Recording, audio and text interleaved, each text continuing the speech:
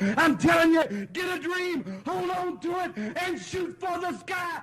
Ladies and gentlemen, my name is Brandon. This is EK Wrestling. You can write me off as a prisoner of the moment, a big Cody crybaby, or just getting swept up in recency bias. But there's not a shadow of doubt in my mind that Cody vs. Roman 2 was the greatest WrestleMania main event that this company has ever produced. You could show this match to anyone, whether they're a lapsed fan, casual, hardcore, or someone that's brand new to wrestling entirely, and they would feel that spark, the same spark that you and I felt when we watched wrestling for the very first time. That spark that recaptures the magic of our childhood and reminds us of why we fell in love with professional wrestling to begin with. This match had it all. The pageantry with the elaborate entrances, the big fight feel, being on the grandest stage of them all. All the rules were thrown out the door. Immense star power with the larger-than-life cameos at the end, and the culmination of 3 long-term stories. The end of Roman's historic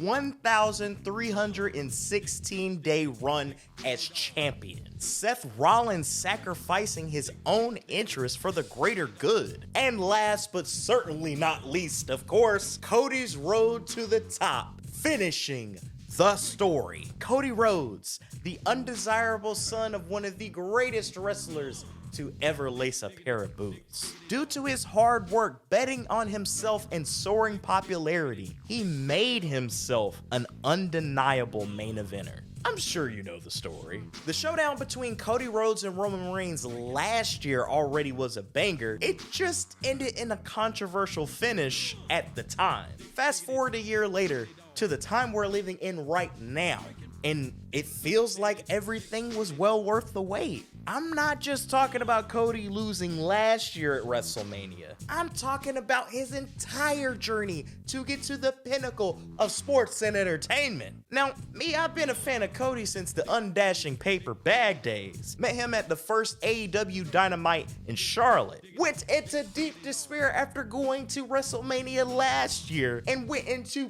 pure adulation at the Rumble back in January. As a wrestling fan and a fan of Cody Rhodes, I will remember this moment and how it made me feel for the rest of my life. That's just me speaking as a fan. I can only imagine how Cody and his entire family feel. Think about all that Cody had to do to prove to the fans and the company that he had the potential. And in the face of all that adversity, he never gave up on himself or his dreams. That shit is inspiring. It's a real story about family and fervently believing in yourself that we can all relate to. But what's next? After that masterpiece we witnessed in Philly, how is WWE gonna be able to top that? And moreover, will the fans still rally behind Cody now that he's finished the story? Are they gonna turn on him? Can he keep his momentum? We went through an entire decade in WWE where they could not properly book a babyface to save their life. But fear not, little ones, as we've heard non-stop since WrestleMania weekend, this is a new era. The Wicked Witch of Stanford is gone and Triple H has the book. And because of that, I have faith that WWE is going to do the impossible. In a day and age where people root for cool heels and badass villains, they'll get people to cheer and believe in the baby faces and heroes. But it's not like Triple H is starting off from ground zero. They've been doing this for well over a year now. I've been saying that WWE has an Avengers level ensemble of truly over baby faces. Cody's popularity has only grown exponentially. Cody crybabies come in all shapes and sizes. And that fan base stuck with him through the torn pec, his loss at Mania 39, the Brock Lesnar feud, The Rock coming back to try to take his spot. If we can keep the good storytelling, banger matches, iconic segment and promos going, I think his reign will be a success. We know long term that Cody has some unfinished business with The Rock. I know a lot of us have been fantasy booking the Cody versus Rock singles match for SummerSlam, but Rocky's gonna be filming projects up until August. So I don't really see him coming in to start another program until the fall at the earliest. Believe it or not, Cody versus Rock could be your night 2 main event for WrestleMania 41. That's exciting, but that's a year away. So they've got to make sure that Cody's 2024 stays locked and loaded. This Friday on SmackDown, I'm thinking AJ Styles will emerge as the #1 contender and challenge Cody at Backlash. AJ makes a lot of sense for Cody's first defense, and not just because it's gonna be a phenomenal match, but there's a lot of history between the two that they can draw upon. AJ wrestled Dusty. They're 2 of the only 4 men to win the NWA and WWE titles. And most importantly, they're elite ties with a certain club. Now, after Backlash, I don't know if AJ's gonna get another rematch, but it does seem wide open from there. Who challenges Cody next will kind of depend on the draft. You would think that Randy Orton as a summer feud has to be on the table, right? You talk about history and long-term storytelling, that just writes itself. Gunther? What about if Logan Paul wins Money in the Bank? Whatever they do, I still think it'll have to lead to Cody getting back involved with the Bloodline so he can go one-on-one with the Great One. Speaking of the Bloodline, the SmackDown after WrestleMania featured the most radical shift in the foundation of the Bloodline to this day. To this day!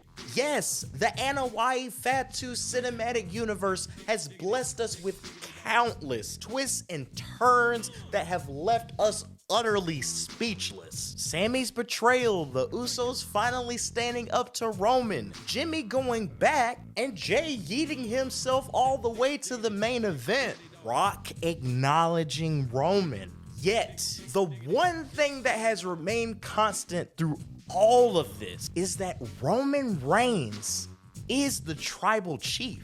Now even that is being put into question. We witnessed the beginning of a hostile takeover.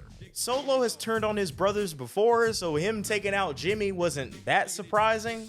Jimmy was always kind of skating on thin ice. But the blatant disrespect of stomping on the wise man's phone to call Roman Reigns, bringing in Tama Tonga by the orders of the tribal chief, making Heyman look like a hostage being held against his will, the sadistic smirk Solo gave him backstage. It's obvious that the tribal chief that Tama was referring to won't Roman. Heyman even screamed that Solo's actions wouldn't have been what Roman wanted. Roman never kicked out anyone of the Bloodline. Sammy left, Jimmy left, Jay left, and then Jimmy came back. Roman is the one that always gets betrayed, and it's happening again. Does this mean Solo is the new tribal chief, or is someone else calling the shots? Solo has been teased as the heir apparent, but I still feel like he has a higher power that he answers to, so to speak. Remember when he was brought in by the elders? There's a certain high chief that could apply to. They gonna be cooking this up for a while, and I do see this leading to another Bloodline civil war. This time with much higher stakes. Is it too early to speculate about War Games? I have no idea when Roman is coming back. I thought his first goal was gonna be trying to get back his title or maybe getting some revenge on Seth Rollins, but he gonna have some family business to tend to first. And when Jimmy recovers, he gonna want some revenge on Solo too. Roman and Jimmy gonna have a common goal here. In the meantime, I do think they're gonna keep doing the who's in charge kind of thing. Solo will keep adding to the ranks. Tama ain't gonna be the only new member. There's a Samoan werewolf out there lurking in the wings. Post-draft, I think Jay is gonna end up being on the same brand as his family and get dragged back into all this mess again. Solo might even lead this new bloodline to some gold. Will he want to take a swing at the new king or something? I don't know, we'll see. Either way, I know it's gonna be good. If you can't tell, I'm too lit. This post-Mania landscape of WWE is very promising. There's a lot I didn't have time to touch on in this video. Outside of Rhea's injury, get well soon, mommy, I think it's gonna be a hell of a summer. Not just for Cody and the new Bloodline, but for the entire WWE. So take that new Renaissance Paul Levesque Triple H era shit and load it straight to my fans. Okay, fam, now it's your turn. I want to know exactly how you feel about Mania, the new era, Cody, the Bloodline, any and everything that you're loving and even hating about WWE. Sound off in the comments section. If you enjoyed this video, please be sure to drop a people's elbow on the like button and super kick that subscribe button. Thank you so much for your support. We love you guys. Until next time, remember that wrestling isn't just a love story. It's much more than that. It's hope. Take care, guys.